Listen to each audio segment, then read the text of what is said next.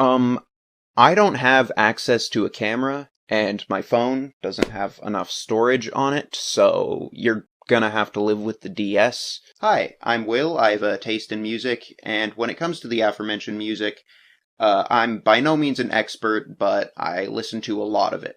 I couldn't tell you a single thing about general aesthetics, mixing, time signatures. I just like what I like. In other words, I'm very easy to please. For the sake of content, I was tasked by this guy, Brad, to listen to an album and share my thoughts about it. Like a virtual book club, but for music. Never made an album review before, so figured now's a good opportunity. The album he picked was Girl with Basket of Fruit by Shushu. Now, the man himself did say that this is a 10 out of 10 album, and whenever I hear people say that an album is a 10, I get a little hesitant, because that's just saying the album is perfect. Now, there are some albums that I would give a 10, like these ones, and also these, but I don't have these ones on vinyl. Kind of some basic picks, but that's why I'm always trying to branch out, and hey, this is a pretty good chance for me to do that.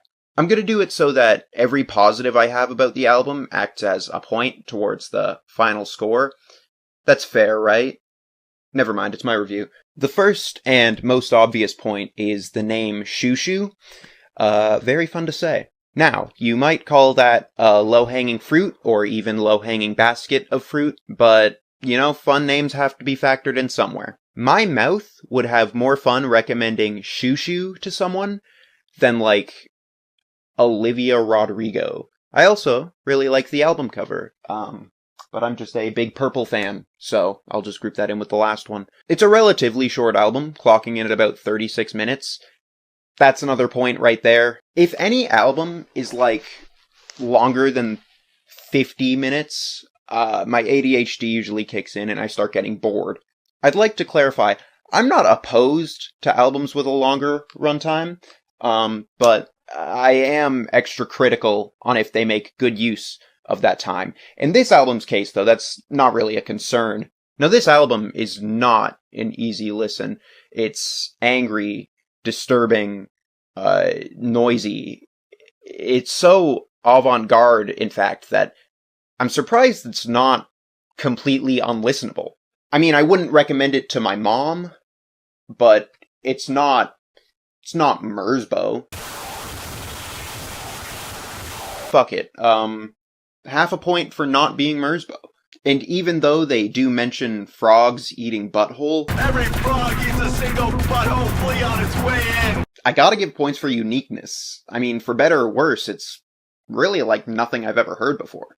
This album starts off very jarring, but I mean, have you heard this shit? It's not gonna start off with an orchestral arrangement. What really caught me off guard is how, within the first 20 seconds or so, the singer screams out, "Stop laughing." See, when I started this record, I kind of was giggling to myself thinking, geez, this really is gonna be a messy listen. And then he screamed, "Stop laughing," and I was like, oh, sorry. I also put singer in quotes, because this album doesn't have a lot of singing, more so just screaming poetry, and in some cases, nonsense. Chunks of your scalp, chunks of your hunch, now in a dumpster or in a sandwich. Brad really heard this and thought, yeah, that's a 10. And do not get it twisted. I love some nonsense music, right? Talking Heads, They Might Be Giants, Shushu, God, that's a fun name. Extra point for the nonsense lyrics. Coconuts, bananas. Now, it's not all nonsense. One of the prime examples being the song Mary Turner, Mary Turner. At first, I thought this was an ordinary song on the album, and then I looked up the lyrics.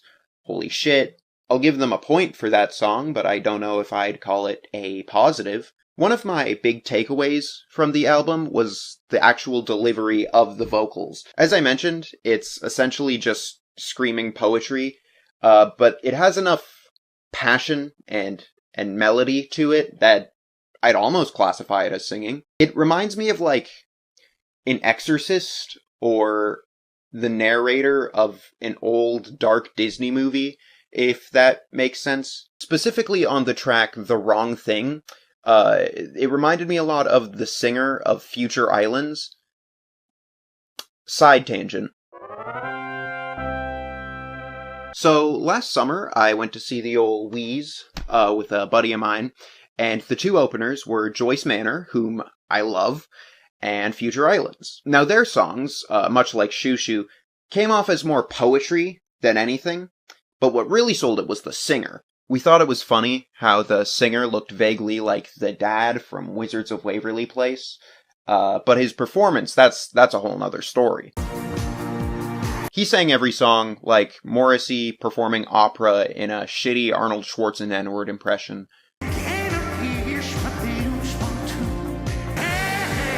And please don't take that as a dig. This guy, the singer, Jerry Russo, he was electric on stage. I didn't even particularly like the songs, but his performance just left me in a trance. He was dancing and rolling around the floor and shit. It's like he was Future Islands, and the rest of the band were just like the touring members.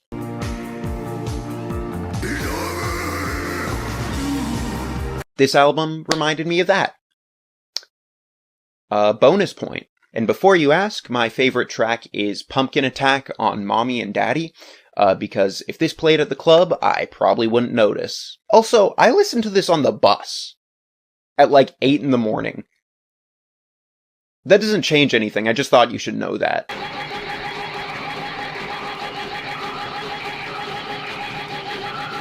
Overall, the best way to describe this LP is knucking futs. Fucking chaotic as shit. Adding up, that's gonna be a 6.5 out of 10.